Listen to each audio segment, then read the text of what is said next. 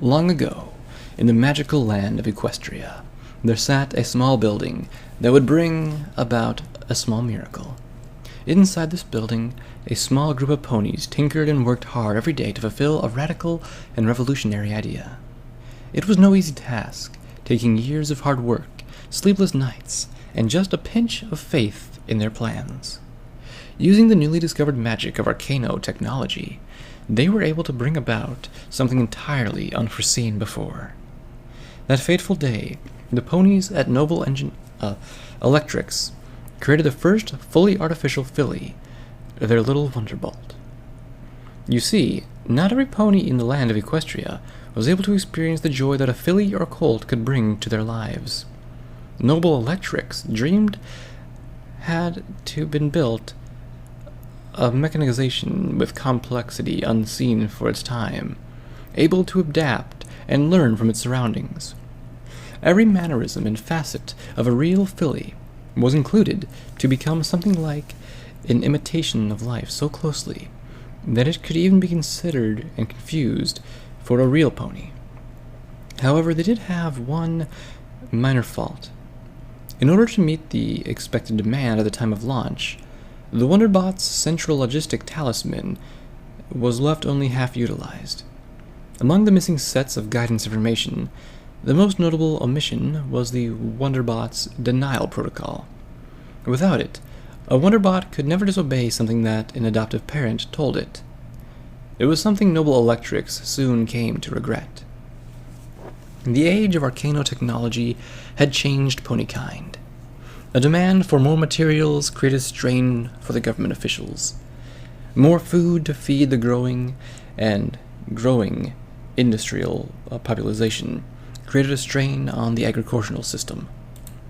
Then, the war began, and the government asked for more ponies to help fight their country. So, with so many ponies seeking comfort from the strain of their modernized lives, the darker side of equestrian morals started to show through. Vices like drinking, gambling, and pornography boomed in big cities, the latter of which was where the little Wonderbots came in. The company that had sought to bring joy to the lives of those so many hopeful parents had unknowingly fueled a perverted and disgusting trade. By the time that any pony discovered what was going on, 477 little Wonderbot units had been sold. An investigation into the buyers of each Wonderbot revealed that only 27 of them had ever been placed in a loving and proper household. Production of new Wonderbots were ordered ceased, and the units outside of homes fit for them were put into a state of shutdown. Noble Electric was brought to court to stand trial for their grievous mistake for leaving out a denial protocol in favor of selling what amounted to luxury sex slaves. Of course, the trial took years. The ponies at Noble Electric stood by their creation, adamant that their fillies were never intended for this, and had simply been at the mercy of those who brought the units. Time after time, the case stalled in the courts. Higher and higher up the system the scandal had been pushed, until it was poised to be settled once and for all by the government in the royal court of Canterlot. There, the fate of the Wonderbots would sit, waiting for the final word from a government too embroiled in an unwinnable war to care. When the end finally did come, and Equestria was bathed in the balefires of judgment, the Wonderbolts still sat. Some were destroyed by the bombs, others simply rusted away into nothing during their slumbers. However, a few of them managed to find themselves reactivated. Lost and unable to comprehend the world they now found themselves in, the little Wonderbots wandered the wastes in search of their parents. One such Wonderbot, the Unit 466, the last unit to have been sold to a household of living, loving parents. Unit 446, designation Amber, datalog 64021, 8 a.m. Power reserves at 27%. Memory capacity exceeded. Begin rake-up routine. New log entry begins. My optics whined open and took in the dull morning light that passed through the sludge over the lens. I wiped them off curiously, confused at what it was. Last night, Daddy read me a bedtime story, and then I went to sleep like I was told.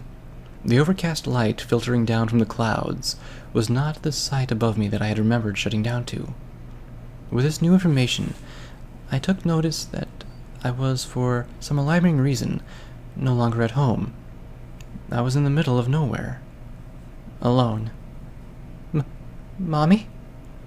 My voice processor stuttered as I called out. Daddy? The malfunctioning voice was joined with a slew of other noises I received from my core systems about my coding. Many of my subroutines were failing or already corrupted. If I were ever in need of repair, I needed to find my loving parents. They would know how to contact someone to fix me. Yes, that would be my new primary goal. Primary objective updated. Find adoptive parents. Log change. Parent ID in range. Error. Out of memory. Log change not recognized. Me? I called out again as I looked around. I was in great expanse of a flat desert. Under my hooves sat a cracked and heavily disintegrating highway. The heavily rusted sign that stood crooked and off to the side of the dry dirt read Route 2 across it. This was my first good clue, as there would have to be a city, rest stop, or random traveler around it somewhere. They would certainly help me find my loving parents. The cold wind whipped through the air. The low drone helped me to calibrate my staticky audio sensors. The soft pops and crackles that sounded to have been a broken-up audio broadcast came from behind me. I turned my head as to identify its origin. At the range of almost a mile behind me sat a city. It was a city that I had remembered seeing many times before. It was also my home. The dark and jagged skyline of it loomed in the low clouds, and I felt afraid of it. There were no lights to be found, no ponies that I could see. It looked alien and out of place now. Mommy? Where are you? I called out again. I knew she must be nearby. My loving parents would never abandon me in a scary place like this. Then I heard it. In the wind, it was the sound of a mare. The sound cut out into static, then into nothing, dropping the city back into silence again. But it had been the voice of a mare coming from the city. Yes, it must be Mommy. I spun around to run to her, ready to gallop into her loving hooves. As I did, I received small warnings and tumbled into the old pavement. In my excitement, I'd missed the fact that I was missing my right forehoof. I lifted the leg in question to my eyes. The actuators, wires, and servos sat out in the open air. My synthetic skin had been ripped away, and my rusted skeletal system had been damaged heavily by the elements. Once I sat up, this grievous discovery prompted me to check over the rest of myself. I was in far worse shape than I had previously logged. I was missing upwards of 90% of my synthetic skin, and the corrosion to my body was nearly as extensive. Thankfully, my 3 other hooves seemed intact enough to carry me on, even at an odd gait.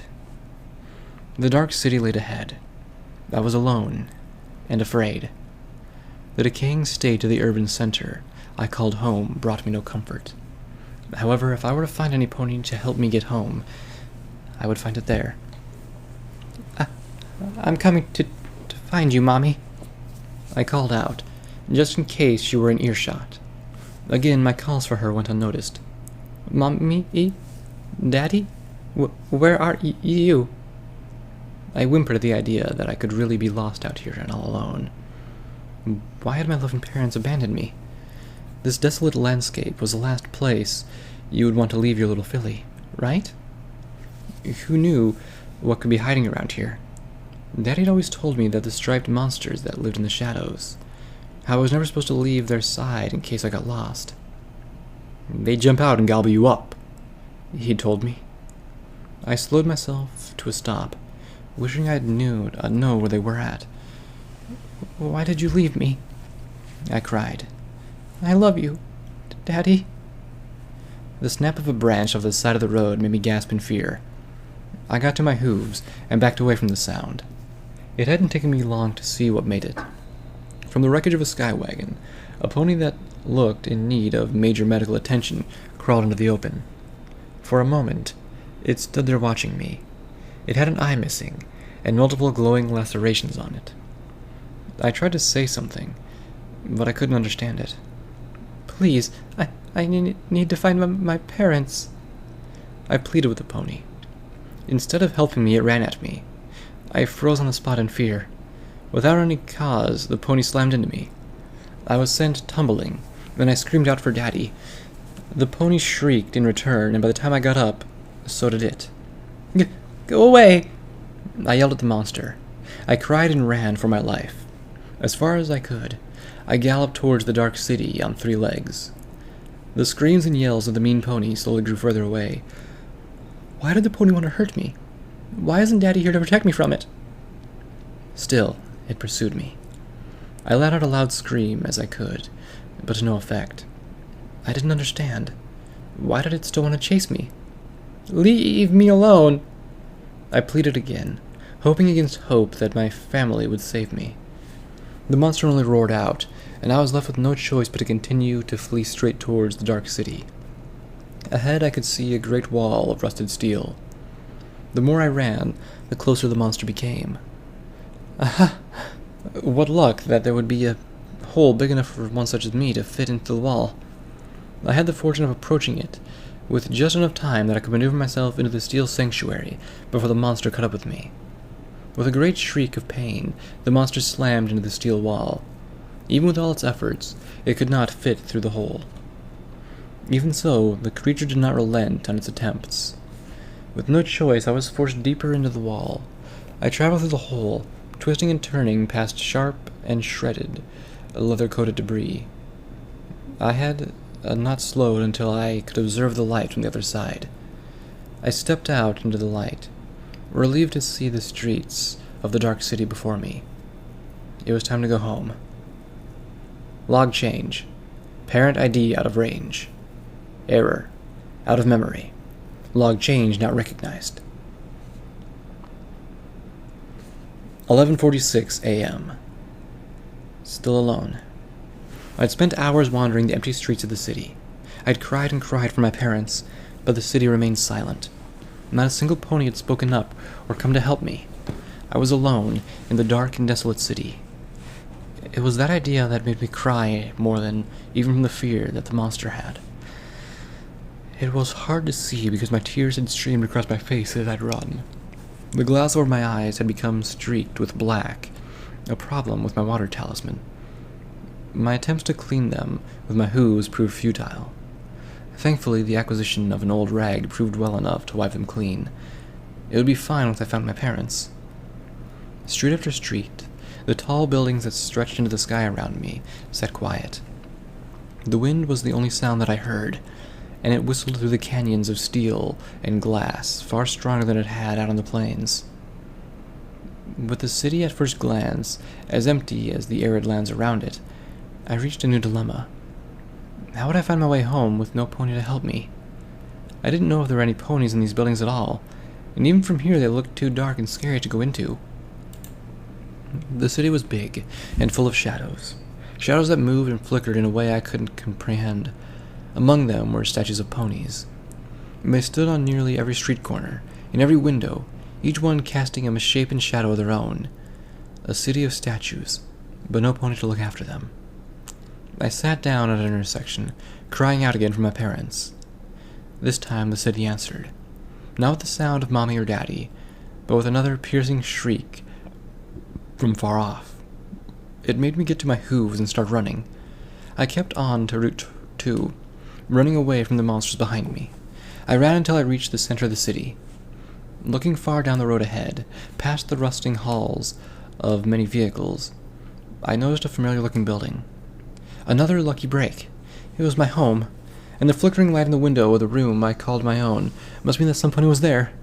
Finally, hope was restored. Onward I pressed, heading towards the large thoroughfare, towards what I wished more than anything, were my mommy and daddy. 12:22 p.m. 12:30 p.m. Beware the wailing horde. The cryptic words had been painted on our house. They even covered up the name of our house, Town Hall. It was a very impolite thing to do, but I'm sure Mommy would fix it. Mommy? I called out as I opened the door to our home. Yes, home was always where Mommy was. It was where she worked, so why wouldn't she be here? The house was dark and coated in a thick layer of dust. However, the carpet from the doorway and through the hall was well worn down to the wood underneath. A subtle creak as the structure shifted on its foundation is all I could hear. Daddy? Again, I was met with no response. Without hesitation, I entered our home and proceeded to search for my parents. It was markedly odd how each of the rooms I looked through had lines worn in the carpets. The line was unbroken, weaving from room to room. In only a few minutes, I had searched both the first and second floors of them, and resulted with no parents found. The attic, where I was stored, was the only place left to search. As I approached, I found the old and corroded door handle to the attic lay on the floor, and the door itself sat open. Heavy hoof prints were worn to the old oak steps, rust coating the outside of each step. Undaunted, I walked up the stairs, and undoubtedly to my parents. I was disappointed to find only my charging station.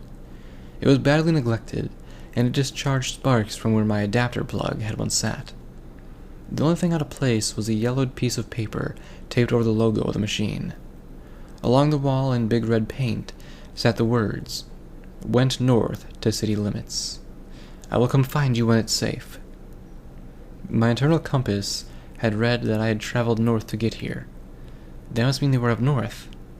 Before I went, Mommy always told me to always read any note she left for Daddy and I. The note on the machine had to be hers, and therefore must be read. The tattered note was faded, but translatable. Sterling, saw you went north. Secured Amber and have gone south by Skycar to get my parents out of Manhattan. Amber, when you find this, please turn on the emergency system on Mommy's desk to ward the others away from the city. And then please, come find us. Love, Emerald. Yay! I happily giggled and hopped on my legs, because it was Mommy's note. That must mean that they were both up north. I'm coming for you! I called out and raced back down the steps. I was so happy that Mommy had entrusted me to do something for her. She never let me push the buttons on her desk. I guess that meant that she was so proud that I was growing to be a big filly. Quickly looking around, I found the set of buttons next to her phone. Most of them were all dusty, but the big one was what read Emergency Alert System. It didn't have a single speck on it. It must have been because it was important, but it didn't matter. I reached up and pressed it with my hoof, like Mommy had told me to. It started a dull whine, but a wailing sound of altering pitch started to fill the air around me. It was startling, and so incredibly loud that I had to turn my sound sensors off. With what Mommy asked me to do completed, it was time to head north to find them. I trod my way back to the front door, and then froze in fear. From the way I'd come in, more of the same monsters as before were running around me. With a scream, I turned and ran from my house. I was so afraid. I kept crying out for my parents, for any pony to come and help me, but no pony came. There was only the monsters. As afraid as I was, I had to keep looking over my shoulder. Hundreds of screaming, angry monsters followed in my wake. They were gaining on me, one larger, one in particular leading them. It snarled as I looked at it, a rusted metal hoof lodged in his chest. Filled with more fear than ever, I was driven to go faster by the hope of ever seeing my loving parents again. I darted between Old Sky and motor wagons, heading for the northern exit to the city. As before, a great steel wall of piled-up vehicles was there to greet me, and once again, a single dark hole in the wall was my only option. Again, I made it my only moment to spare, though my black tears had skewn my vision enough to where I could not enter the hole without incident. My head was hit with a charred and twisted bumper, smashing my left eye and ripping my jaw from me. Still, my momentum twisted and carried me into the safety of the dark crevice provided. The waves of monsters raved and recoiled as it slammed into the metal wall. My vision filled with warnings of damaged systems, but they were muted for a moment. I still had one good eye, and my jaw was only an aesthetic touch. My vocal unit was still functioning, and I could still continue towards my objective. This tunnel was once again filled with the same dry scraps and leather as the other. I used one to clean the black tears from the lens of my still functioning eye. With my vision restored to the best quality it could attain, I wound my way through the wall. Like the one in the south, this exit happened to lead outside the dark city. Again, as with the other side, only a barren plain lay before me. 7:30 p.m. Warning: heat sinks at 95% of maximum. Time to scheduled heat purge and daily maintenance shutdown, 30 minutes. Log change: parent ID in range. Error: out of memory. Log change cannot be recognized. I was still alone. It had been hours since I'd left the city. The only thing keeping me going on my trek was the thought that Mommy and Daddy were somewhere just up ahead. The rusted sign lay up ahead. It was painted over with words I wasn't allowed to read, but underneath spelled out city limits. There, behind the sign, was a twisted and rusted motor wagon. As soon as I saw it, I burst into the fastest run I could manage on my 3 legs. They were right up ahead. Daddy? Mommy? My vocal unit shudder was working, and my heat sinks were filling even faster. But it didn't matter. Soon Mommy would wrap her hooves around me, and everything would be okay. As I approached the motor wagon, I found something unexpected. It was the deceased husk of a pony, who had been halfway squished under the wreckage of a vehicle. My cursory observation of the vehicle rendered it empty of my loving parents. The only pony in the immediate area was the body. But that had to mean something. My parents wouldn't abandon me. If it was the only thing to stand out, it would have to be important. Just like the note Mommy left. I resolved to search for a note. The black half of the pony was nothing more than dry skin and bones, so no luck there. The lower half, however, would have to be important. Lucky for me, there was a hole dug under the front of the wreck, just large enough for me to get through. With a little wiggle, I managed to get my head under it. In the hole, it was too dark to see, so I turned on the light in my eye. To my horror, the dried pony looked just like Daddy. With a scream, I wrenched my head out. No, Daddy couldn't be gone. He would never leave me. This was some pony else. A lying pony. Mommy and Daddy always said that lying was bad, and this is bad. So it must be a lying pony down there. He had to still be somewhere else. He had to be. I collapsed on the road and cried. Warning: heat sinks maximum. Time to scheduled heat purge and daily maintenance shutdown, 1 minute. It was the end of my day. I was still alone. Mommy and Daddy hadn't forsaken me, but I didn't know where they were, where they had gone. Maybe they'd kept going north? Maybe I would find them in the next city.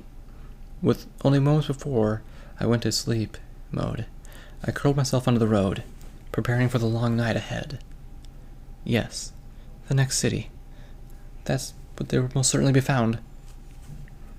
Data log 64021. Complete. Error: memory capacity exceeded. Not enough storage space. Excess log 64021. Purge. Authorized. Estimated time to completion: 12 hours. Purge completed. Log 64021 deleted from memory. Elapsed time: 12 hours, 12 minutes. Unit 466. Designation Amber. Data log 64022.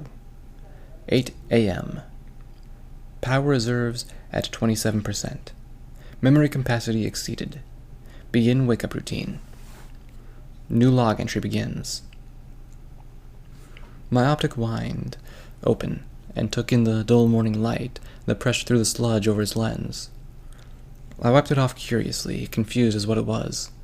Last night, Daddy read me a bedtime story, and then I went to sleep like I was told to. The overcast light flickering down from the clouds was not the sight that was above me before I had shut down. With this new information, I took notice that for some alarming reason, I was no longer at home. I was in the middle of nowhere, alone,